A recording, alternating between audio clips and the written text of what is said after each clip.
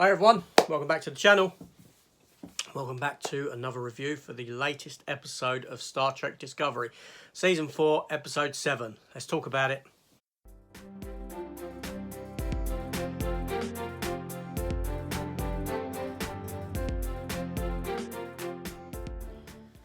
Okay, so this episode is called But to Connect. Episode 7, Season 4. So, this episode, again, it's split into an A story and a B story, like all episodes are. The primary story of this episode revolves around another sort of Senate meeting where all the members of the new Starfleet come together to decide what to do about the anomaly. And it goes into two directions. One, create first contact. Number two, blow it to hell with an isolytic weapon created by Tarka, who was the scientist that we saw 2 episodes ago, who'd boarded Discovery and worked with Stamets on learning about the anomaly. Now, obviously, isolytic weapons are banned within Starfleet because of the Khitomer Accords, because of the destruction that they could cause and the effects thereafter. So, we have this storyline going on.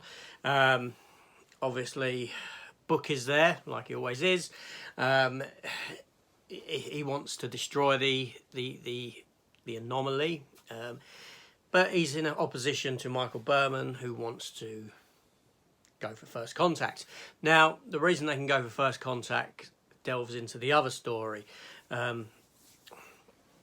Zora, the sentient computer on board the ship, has learned where the anomaly has come from.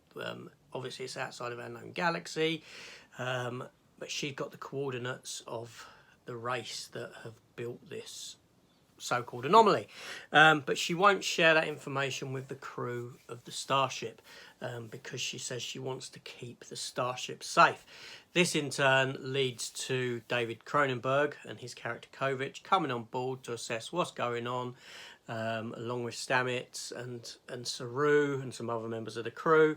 They are deciding what to do about the computer system, and thusly what happens is the computer system actually gives them a way of switching her off, of destroying her, so to speak, a device that will basically cut her off if she steps out of line, because Stamets has concerns regarding her new sentience and her refusal to hand over the coordinates for the location.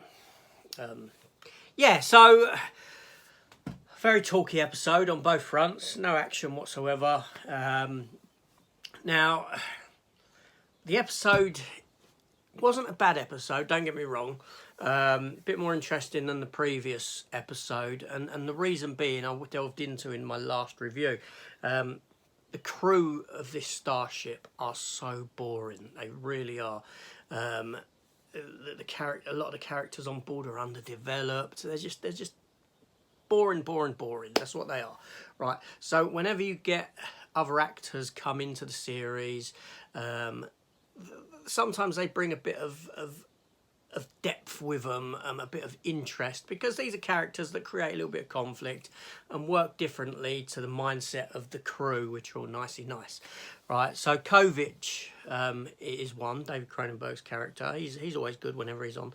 And Tarka, I said 2 episodes ago, was a standout character, and he is a very good character. Very interesting, and he runs differently than how the other characters are written and this sort of thing, and you know, so for this reason this episode is elevated somewhat above the others, because there's a lot more interesting stuff going on and a bit of you know, clashing and this sort of a thing. Now obviously Berman and Book, they have a clash, so to speak, because they're on opposing sides of this decision, and the episode ends with Book leaving with Tarka with a new spore drive, wanting to go and destroy the anomaly, and that's where we're left. Now this is the last episode for now until I think it's February the 10th.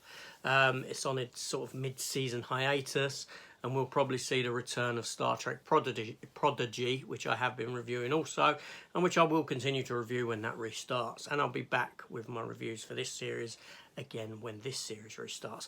So yeah, you know, it wasn't a bad episode, wasn't a great episode, but better than what came last week, most definitely. And like I said, this show's strengths are from external characters being brought in. The fact that we haven't had an antagonist yet within the series is an issue, because most of it is just revolving around this crew of do-gooders, so to speak, and that in itself is rather dull and boring. Now, when the episode started, as soon as, you know, the opening scene where you learnt that the computer system Zora wasn't going to hand over these coordinates, I was like, oh, here we go again. You know, I know how this is going to play out. I know how this is going to end, because the writing is so predictable. And you know, when you've seen as much Star Trek as other people have, you must know that this stuff isn't new, that this stuff's all been written before. You know that by the end of this episode, they're going to get the coordinates. The computer's going to come round to their way of thinking, right? You know, that's going to happen.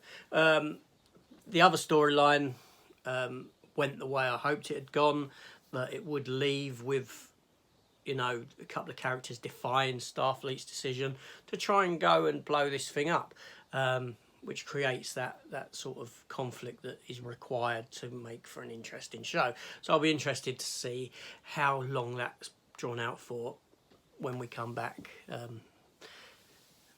when this break has finished. But anyway, so that was it. That was my review for this episode. Please consider hitting the subscribe button. It is a new year. Why not? It's just after Christmas. Hope you had a good Christmas anyway. And I'll see you on the next one. Take care all, and goodbye.